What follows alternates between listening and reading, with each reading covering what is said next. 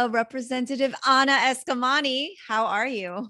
I'm doing great. Thanks so much for having me back. Oh my goodness. Well, first, a public apology that I am unable to make your AAPI panel. I am devastated that I can't read anymore and scheduling has become a thing. But like you, not as busy as you, but it's just been crazy.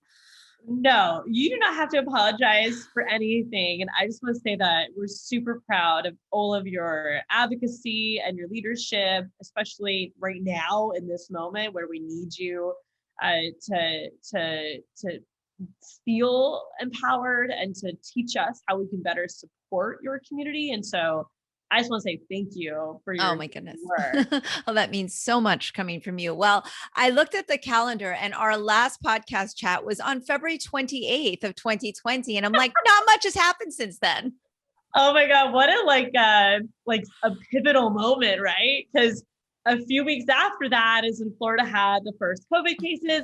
And I actually remember you and I talking about the rise in anti-Asian American fervor, Mhm. especially talking about even Chinese food restaurants were Yes, yes. seeing an impact in their customer base because of the former president's comments. So it feels like ages ago, maybe, but at the same time, it's like we we are still fighting some of these same battles, right? And I think that's very sad, but it also just speaks to our collective resilience to stay focused and to keep doing this work. Absolutely. And I always thank you for that, not just your support, but your advocacy and just you're just constantly, out there on the ground. I was telling my husband Oscar as I watched you over the pandemic, out there with your megaphone through all of the protests and all of the different events and unfortunate events that kept coming up. There was just so much. I mean, we obviously don't have enough time to unpack that here, but it's just been inspirational to just see you kind of attacking it. How do you feel the country, but Central Florida as a whole, because that's your love, that's where you're at? How do you feel like we've handled the pandemic? And it's like, are we finally seeing the light at the end of the tunnel? Yeah, that's such a great question. So I think at a local level, we have we have given it our all in trying to support one another, show up for one another.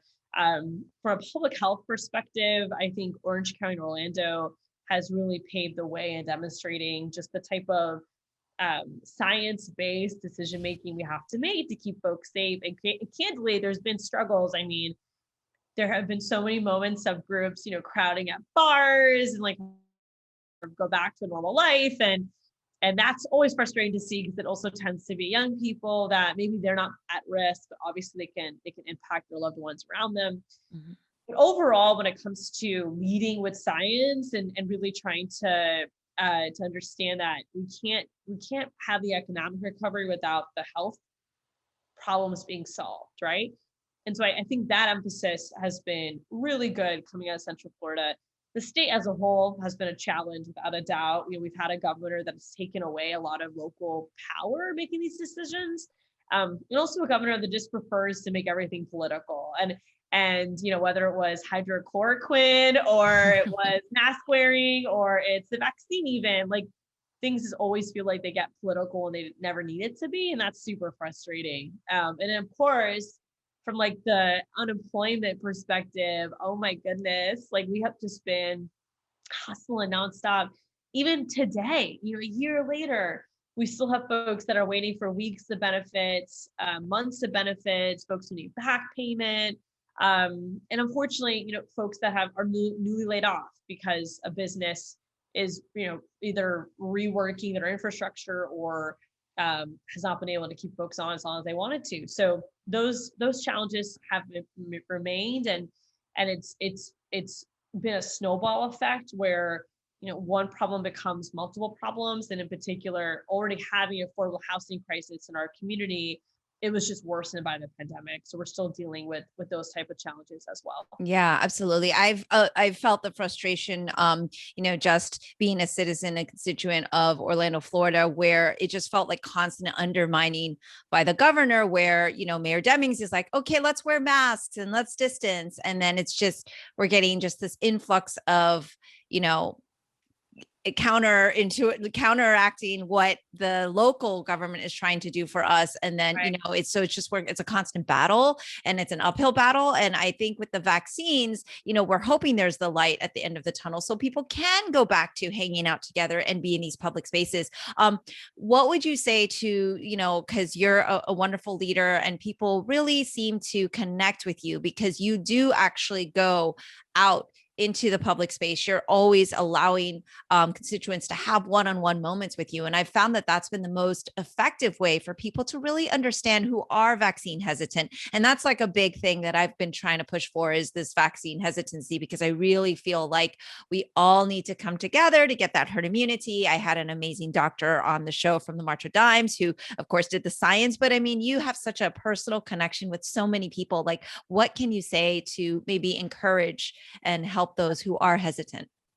I love this question. And we've been really intentional in bringing the vaccine directly to community members, and also work with community leaders in combating the hesitancy. In particular, we've done vaccine events with our African American churches and the Paramore community. We did an Asian American focus event with a Vietnamese and Korean Catholic church in our community. And then most recently, we actually did an event with Joy Metropolitan Community Church focused on the Latinx community and the LGBTQ plus community, which was awesome because we know that for many folks that are in all these communities, they could also be at risk, but face language barriers or face transportation barriers. So we try really hard to also not only combat the hesitancy, but to bring the vaccine closer to people. And I think since then, the Biden administration has done a great job in more mobile vaccine locations and trying to bring it to people's neighborhoods. To that point, the heart of your question, I think we have to model it ourselves. And so I got my second shot about a week ago, so I'm almost fully vaccinated. And I think doing whatever we can to dispel myths is really important. So answer people's questions, right? When you're talking about the vaccine, don't just dismiss a person's hesitancy, because oftentimes it is grounded in maybe a cultural experience or just misinformation or lack of information. So I think the best advice I can offer is, when you're talking to loved ones, talking to friends who seem hesitant to consider the vaccine, ask why and just find out, because it might not be caught up in conspiracy theories, as many of us probably assume. It really could be legitimate concern and questions that can easily be answered if you're willing to listen, help answer those questions. Thank you for that. And I did want to say I was very excited to see your post on 2022 and your decision to keep fighting the fight, which I knew you would be. I just didn't know in what capacity, because this is you. And I know that you are there for us no matter what. But I know that the Florida has struggled with battles because of our minority in the Senate and the House. And, SB 90 was crushing, and I'm something personally frustrated with. I had Patty Brigham from the League of Women Voters on, and we tried to campaign for that. But what are bigger challenges that lie ahead? And obviously, everyone just keep your sights on that and make sure you're voting for Anna. Well, thank you, Mimi. And I have to say that it was an honor to make the decision to continue serving this district and this community. There's been a lot of folks who've asked me to run statewide, and candidly, though I'm so humbled by that, and I appreciate that. We need fighters in the Florida House. And when I measure just the options in front of me, my heart is very much in local politics. It's very much in what we can do at a neighborhood level.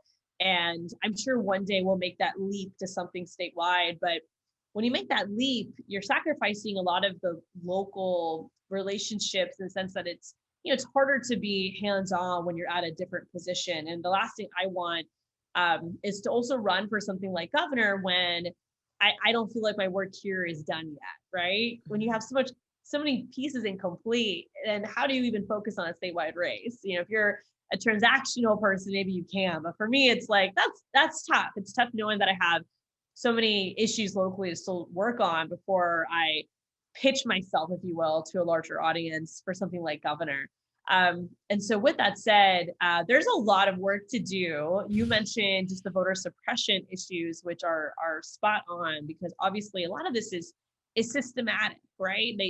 The Republican majority is taking away the right to protest, the right to vote. They're attacking trans kids. They're making it harder for there to be citizen-led ballot initiatives. And so any type of policy where everyday people are given the opportunity to influence government or influence public opinion, or to be themselves, that's what they're attempting to eliminate. So we should be very concerned. And a lot of this also bubbles up in the face of redistricting. And so for those who don't know, every 10 years, maps in Florida and across the country are redrawn. And this includes your US congressional seats, your state house seats, and your state Senate seats, alongside local government districts as well. The US Census data is what provides us with the numbers to do this. And that data will be available. It's actually running late, but it should be available in September. And so the legislature draws maps for ourselves, and we draw maps for the congressional seats, which is such a messed up process because it really should be a independent, party that does this. But we're drawing our own maps, which means there's going to be a lot of risk for gerrymandering and maps to be drawn to benefit one party over the other. Florida is getting an extra congressional seat due to our population growth. We don't know where that seat will be or what it will look like. So I really do encourage folks to not only vote, not only register to vote, but follow this next legislative session very closely, because it won't just be the state budget and policy, it will be the maps, it will be redistricting. You want to be engaged as much as possible to make sure your voice is heard. And Florida does have fair district amendments in our state constitution, but if you are a political nerd like I am, and you remember 10 years ago, maps were drawn with these fair district amendments, but they were still drawn to be gerrymandered. There was a lawsuit.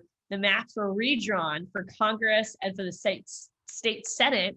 But this time we have a completely new Supreme Court in Florida, very conservative. So there is concern that if a lawsuit happens this time, the results will not actually be in favor of what our what president has established. So got to be very, very mindful and just be like all hands on deck for this. Yeah. And this is one of the biggest things I find frustrating, because me, someone fairly new in the last 5+ years of really trying to be more involved, most people just look towards that presidential election time period and pay attention to that. They're not really paying attention to the midterms. They're not paying attention to all these things that are just happening while we look at COVID news and numbers and get, or election news from the presidential. Like it seems that things go unnoticed, but these are things that actually affect our daily lives. And I don't know how to scream and shout at the top of my lungs for people to hear more about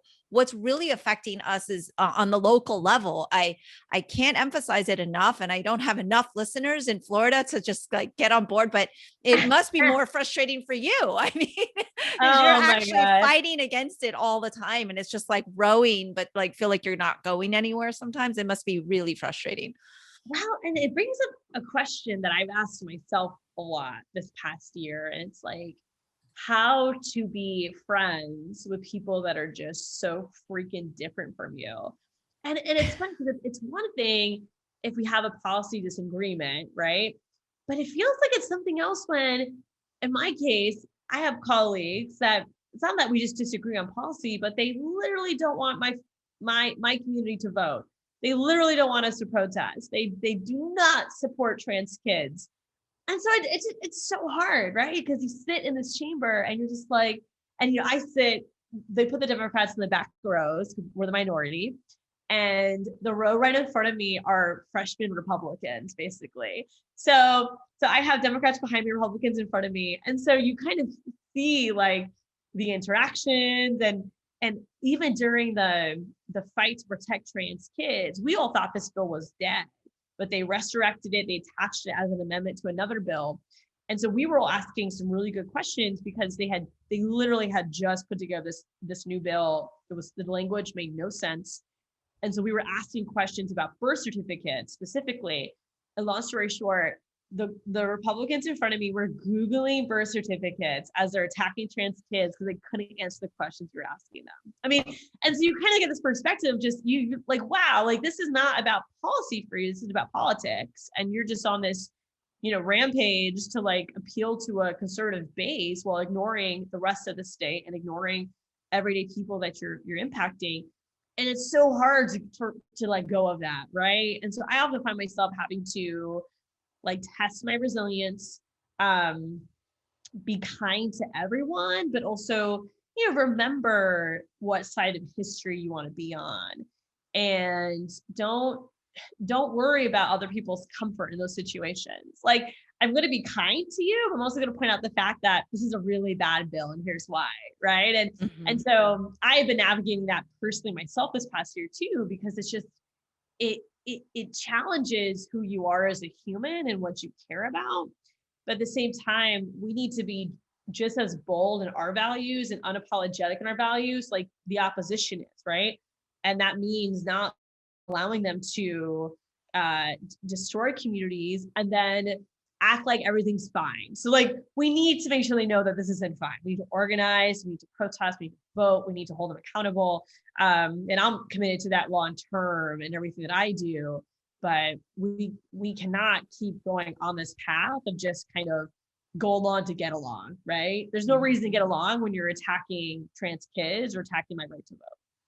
Absolutely. And I think it's in the reverse as well. People are in the opposition, just opposing whatever it is, just because you seem to be on the quote unquote other side, like not even hearing the issue. Maybe it's something you would actually agree with, but if I say I'm a conservative, then no matter what the progressive side says, that it doesn't matter. Like, I think there's just like a shutdown of the willingness to listen and learn and have compassion and empathy. And I know that you probably are just done talking about it and you've heard it over and over, but you've gained a lot of notoriety as a result of sharing a voicemail from Matt Gaetz and Joel Greenberg. And I'm sorry I'm sorry that you have to endure this type of treatment in this day and age where you should be working in a respectful environment, and it's absolutely unacceptable. So thank you for sharing and empowering others. But what is even more despicable to me isn't just, of course, the actions of the voicemail and how you're treated and all of that. It's the acceptance of a lot of GOP leaders and other followers that feel like there's nothing wrong with that. Like, I don't even know what's worse, it's so frustrating. And so it reminds me, and this goes back to leadership, how our former president could get away with doing very unethical and immoral things. And it's just, now that's accepted. It's our standard as a community, as a society, I feel has just really, the bar is just lowering, which is really sad. Totally. That's so well said. That is so well said. It's one thing to have that experience, but then to not only share your experiences, but of course, in the case of Congressman Matt Gaetz and the former tax collector Joel Greenberg, it's even worse, right, than what I experienced. I mean, we're talking about just incredibly inappropriate behavior, exploiting their positions of authority and power, corruption, greed, and of course, one of the worst outcomes of this is the fact that a 17-year-old was essentially raped in this situation, because a 17-year-old cannot consent to sexual behavior with those that are older than her. In this case, that's what it was. And so the fact that for many of us, this is normal. Like, it's just branded as boys will be boys, right? And we don't even question how this behavior is wrong. But then to share your experiences and to either receive silence or, if anything, excuses, is a lot worse. And I'll tell you, for that voicemail that I had that I shared, and for those who don't know, I got a phone call from Joel Greenberg back on, I think it was July 5th of 2019. And, I screened my calls. So when I saw it, I was like, I'm not picking up. There's no reason to be calling me. Like, it's a weekend, it's a holiday weekend. There's no reason for me to pick up my phone right now, especially when it's him. So I let it go to voicemail, and the voicemail was him and Matt Gaetz. And it was very flirtatious. It was very trying to get my attention and trying to flatter me, compliment me. It was super weird.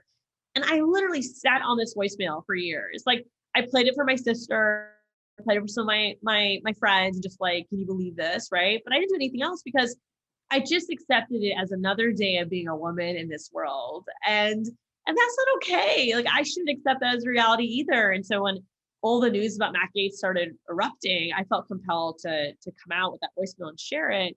But the fact every Republican leader in the Florida legislature has said nothing is ridiculous. But again, it's like this bro culture, they're protecting one another.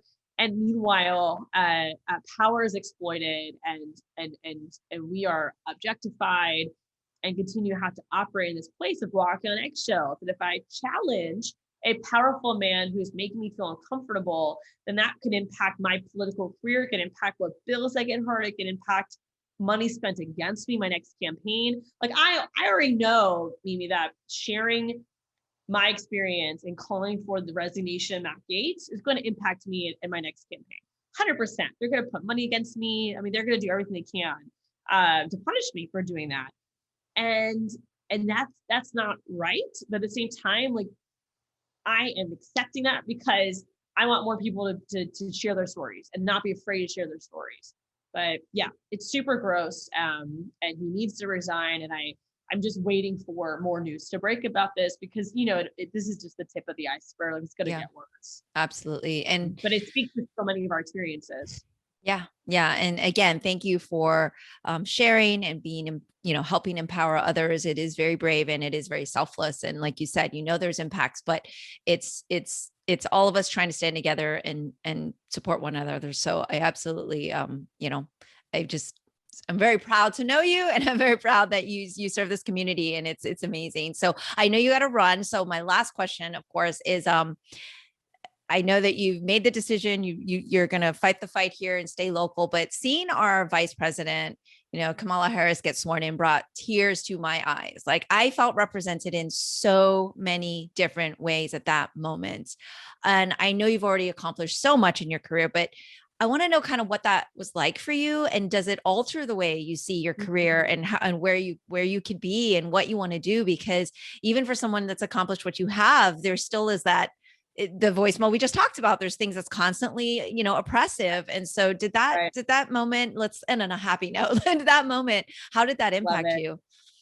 Oh my goodness. It's such a sweet question. I actually have a volunteer whose mom has made me a lot of different face masks with like some very fun fabrics, including RBG and Vice President Harris. So I have a face mask. I have two actually that are of our vice president. And one of them is just her face. It's like a drawing of her face and it says like Madam Vice President on it. It's a really cute mask. Every time I wear it, people ask me, "Oh, who's that on your mask? Is that you?" And I'm like, "Oh no, it's the vice president." But the fact that they think like this brown person of color, like on my mask, that it's me is actually kind of cool because when has there ever been a moment where I have been mistaken for a drawing of the vice president? Like that's a big deal, right? Like, because she is a person of color. Like, and so it opens up this world of opportunity to say, oh my God, like, yes, any one of us can now be in this position of authority and this position of decision making and a position of power. And so it is remarkable. And yes, I mean, watching her be sworn in has been incredible. And it does give me a lot of hope for the future. And honestly, I was kind of mad sometimes. I felt like we couldn't even celebrate as much, whether it's because of the pandemic or just the fact that we have so much to recover from. It wasn't even like, I feel like it didn't even take up as much space as it should have.